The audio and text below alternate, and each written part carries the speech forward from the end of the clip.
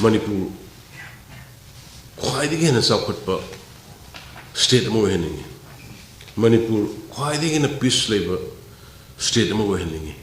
Manipur Irang laitaba punamakse amaga amaga nuksi chanana labor dumba state Oihaningi on Prime Minister Modi mado ekhoi mayam changna ngasi gi sumba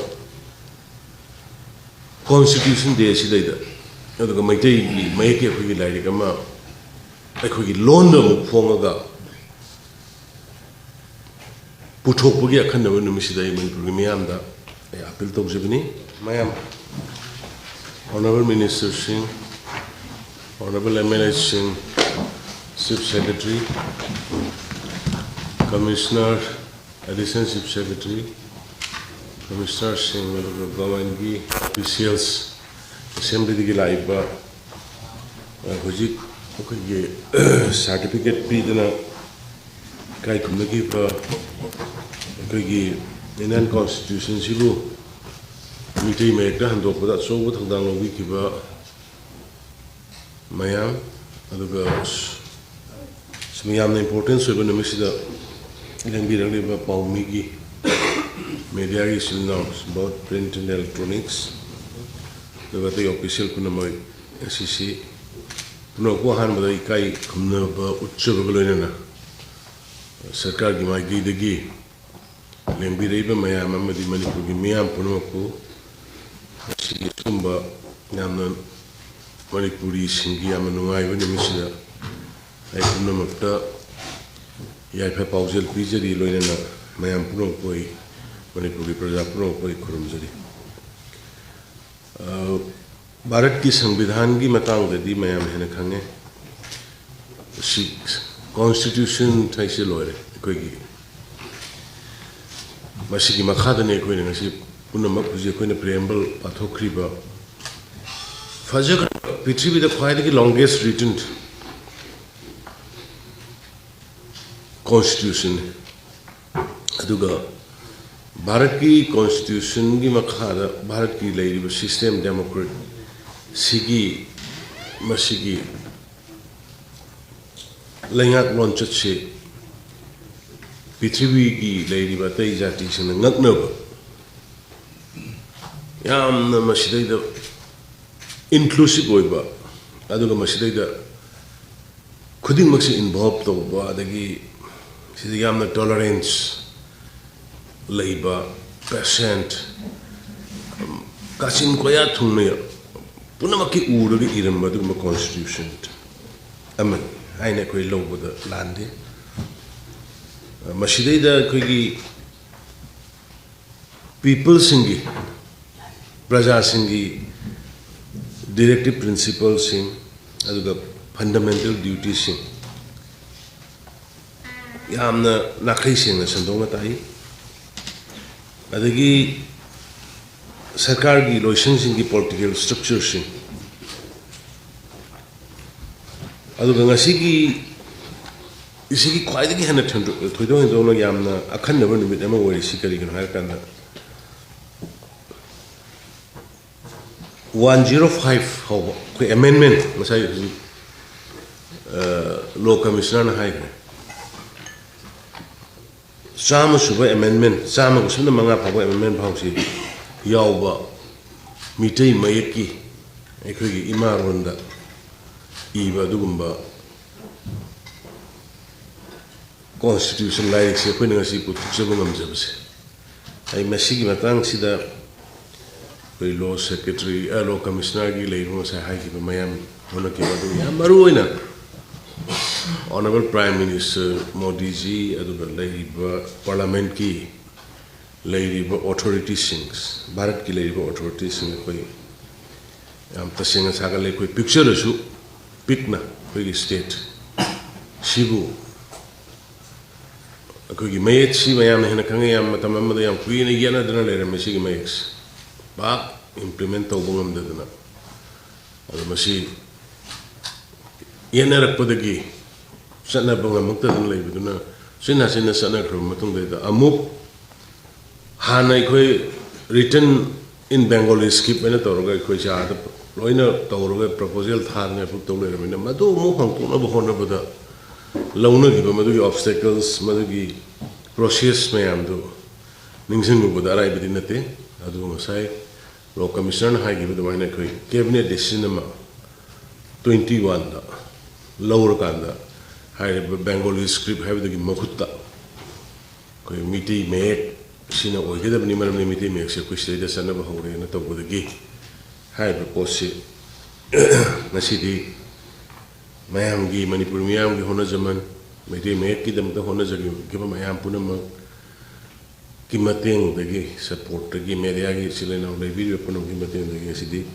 bharat ke sum samvidhan prithvi amat tangai the longest written adu khwaidagi broadly inclusively covered over the yamna human toiba adu masum ba samvidhan si khoi gi mayekta irang phom ngamjare ai masigi da makai bharat ki level leadership thagali ngasi sigi matang da khoi to Manipur Official Language Act 1979 si akhoi 2021 da amend tawga 2021 gi March ki tang mari dagi sanaba hokibani aduna masidai da ina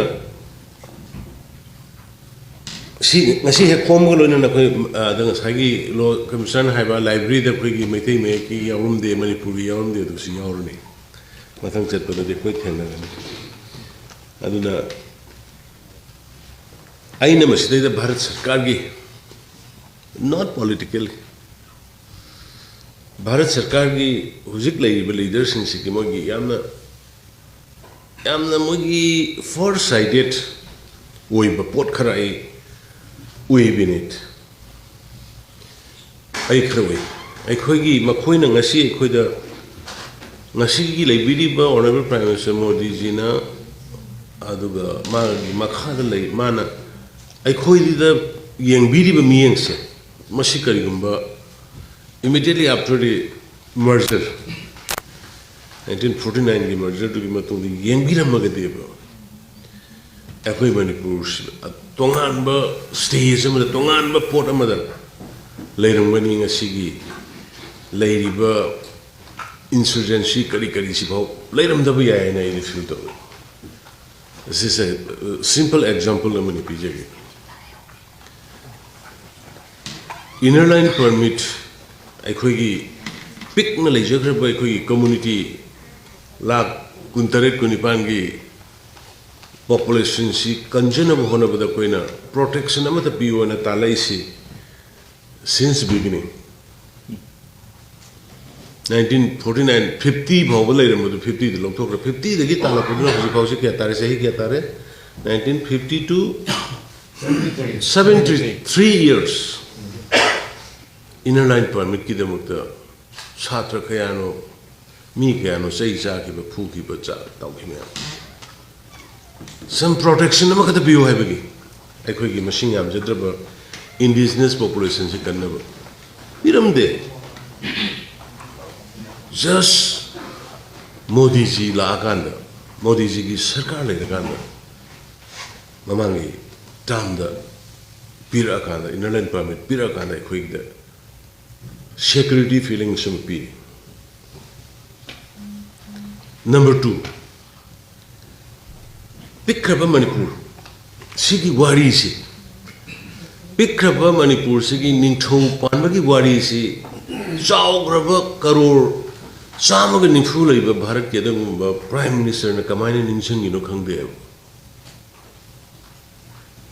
Andaman Nicobar ina matai du da kalapani da leiba Manipur gi ningthau maitai ningthau phabam du da salakanda madu da leiramba sing du Mount Herent na leiramba sing akhoi gi ningthau pharga thamamba du karai de gi no changna kanda makhoi na madai da Manipur pervert haidana on be there ga Manipur gi recognition Manipur gi praja miyam gi honor torko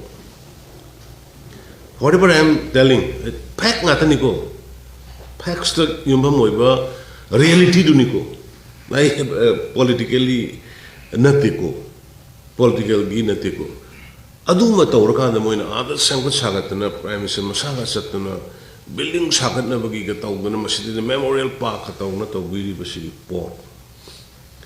Third, Bikra Kugi Manipur, Bikra Sigi capital, Imphal. Sigi importance, Second World War, Ipai Bushingi, bravery against the British, against our, or anything, Loina Kangaga, Loina calculate or the Imphal importance, she Pirka and si Haying. I said, Kadori. Defense ki jahaz INS Imphal. Imphal ki maming da tawrakan da warship ama. Ekoi ki maming da tholaga piduri. Loi kare. Ai tarik nipan da Honorable Defense Minister da tawraga ai maikum hang tok dori. Launching program tawru dori. Sigi lady maps. I think secret about missing Yamasungan Nang the Barat Kumba, Chowdaba, Karor Samni, Fuser compared to Rukana. Hardly quite 20 I like this report, but Sigi language of Maite Mayeki Masi Kambidana Constitution she among Mashida Arta Hanto Oga, the phone Baga Tawidana Yadana Tauri Basigi. Moina could be honor, respect. Say, why we Manipuris should not reciprocate? Say Manipur Prasasing that I see Sumi Amna Nungai Vinumit Barasamgidangi Ningsing Vinumit Winana Equi Mate Londa Hantoga Pomonumishida Manipur Miam Dina. True media, friends, I appeal to you. Reciprocate a quick carigita roidoino. A query and the Migito, we will come with that in a quick. I don't know. Nangit on the Dunamani. Nangit on the I see I can proudly say. Nangi quit a later me by Quibut Hamam University. Singer, but the me singer, but the Nomina Kapada, Hatmamatam. Case of we are the armed forces special or a Kimakada Quitanam. Sangraba Naranga 1819, the Hokiba 7-year deposition. 1826, the Loikiba Adugi Naranga, Zaisani Padriba, Adugi Satigraba, land from the Koktoga 398 Sangba boundary. Pension Masam Kadana Tanam Biramikui. Adugi Matat, the free movement between kilometer tratuk, see Yawna, some folks and Yaw, the Tambirami. Pura Tadoga Pura Nelson Naman Havigi, Zati Malay Havigi, Karikuma Makalamaki, Kier Yawam Natanam. Document Hibani, Tabuna Hibani. Political personality. Aduna Husiki Sarkarsina. Honorable Prime Minister Modi ji, La Matunga, Tauriba, Ate Development Tokro, a Quigi State Shivo, Quigi State Shimiambu, Pira, honor, respect, Shiva of the Equina, Binit, a quick Honorable Minister Emulation shoot, Shiva of the quick album talk there, but she again highest moina, I could the pinning a curry lady. Pajana Pirina, Armed Forces Special Power, except militant with arms operate over Jaga Karanatana. Loina Lok Fokre. Loina Lok Fokre. Aduna Sigi Mayam se. Ekoi. I Minister Collecting. Aduga Officer Singh. Adug Mediagi Friends Kudanga Manipuri Mayam in Apple Musi. I koi Madugi. Bharat Sarkarna. Prime Minister Modi ji ki makhada koi butawraiba respect, honor, haiba ina panjagi ba khara se masigi reciprocation koi moina pamjari ba karino. Manipur Khuwaidagi Chaokhatpa state ama Oihaningi.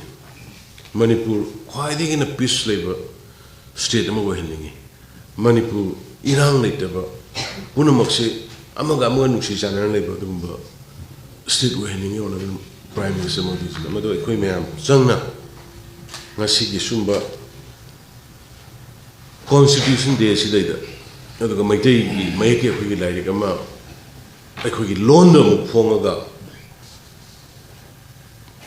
puthokpugi akhanna numisi dai Manipur gi miyam da appeal tawjibni aduna ngasi aba numisi da gi khoi Manipur da Santi ki lambi sako thorangi lambi da koi hena hana tawri bi silga mo hena koi ayuk ngang khaidana koi pun honu minaraga Manipur si hana gumna hana mamangi sahi manga tarukta leramba tawramba thabak tawramba yam do makha sa thabang amna ba honu minasi hajarga ai lembi lebe mayam punama amona ai kai kumlo gutsari loina na Manipur gi mayam bu so amona Have a check. Jai.